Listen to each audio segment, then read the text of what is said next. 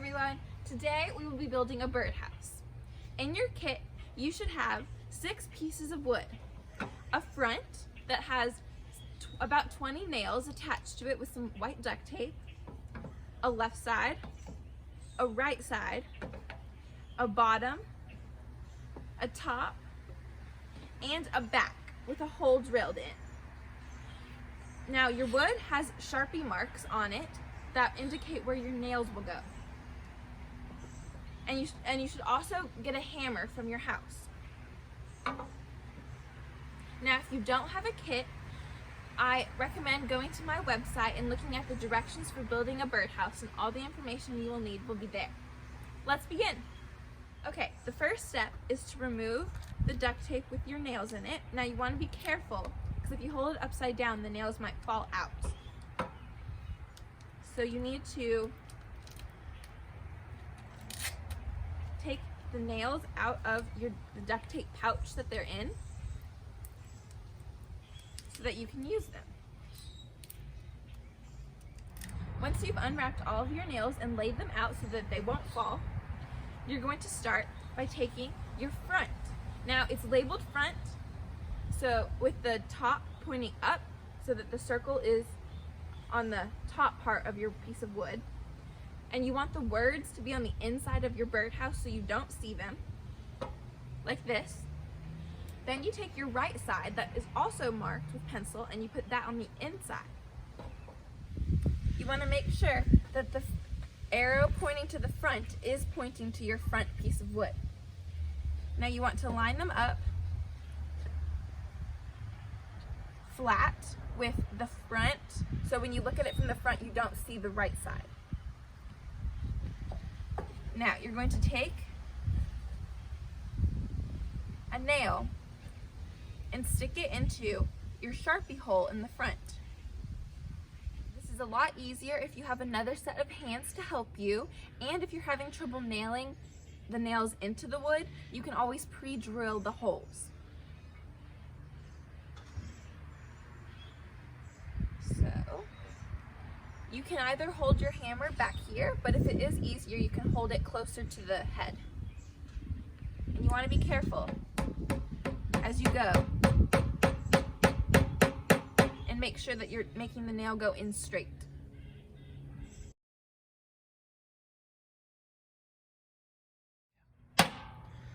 If it's not going in, you really do have to hit it hard to get the nail to go through both pieces of wood.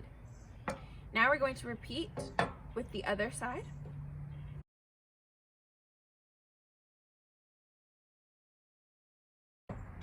Be careful of hitting your fingers.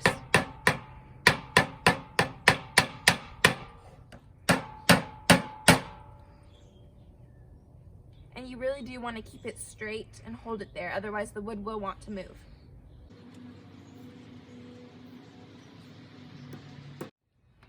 Next, you do the left side the same way, making sure it's pointing towards the front and in line with the front.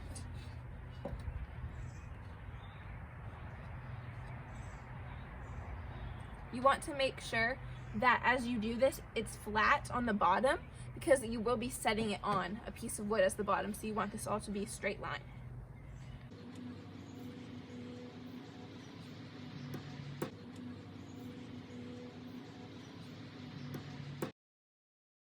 It's very easy for the wood to move, so you need to keep it in line.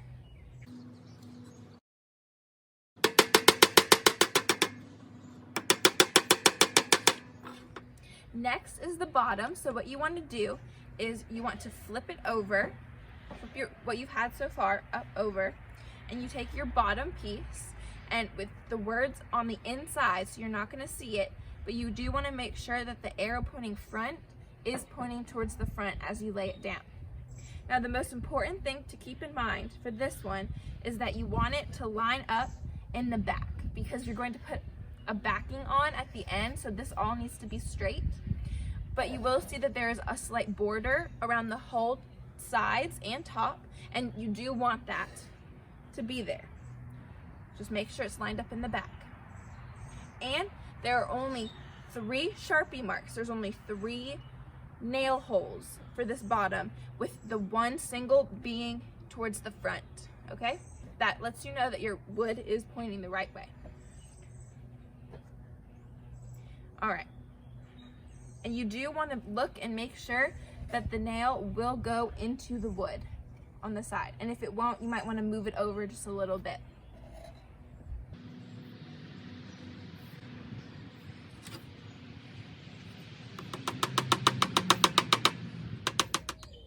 Now it doesn't matter if it's perfect, it's for the birds, it's for nature.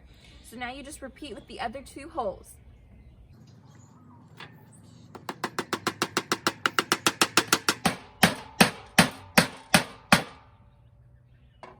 All right, now that the bottom is done, you're going to flip it over again so it's right side up, and you're going to put the top on. Now it's the same process. You want the words to be on the inside so you don't see it, and you want the front arrow to be pointing towards the front.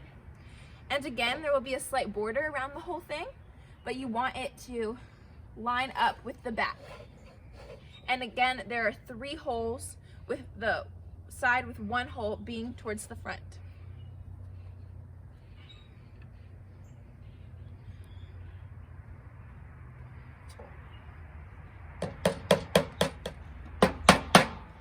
If you do mess up, it's perfectly fine. We've given you extra nails, and sometimes you can get the messed up nail out. Sometimes, like this one, you can't, and it's perfectly fine.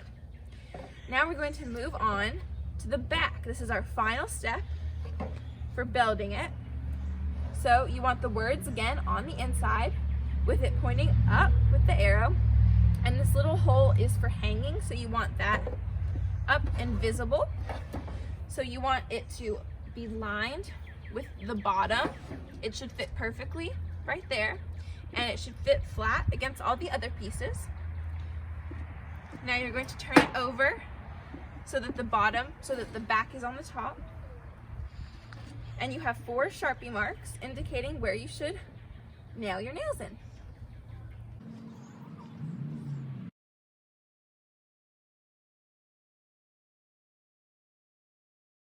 Now, if you see that the mark for the Sharpie isn't going to line up with your birdhouse, you can definitely move that mark over and change where you're going to hammer. Last nail. Now, if there's a knot, you might want to move out of it because it'll be harder to hammer in a knot of the wood. Right there.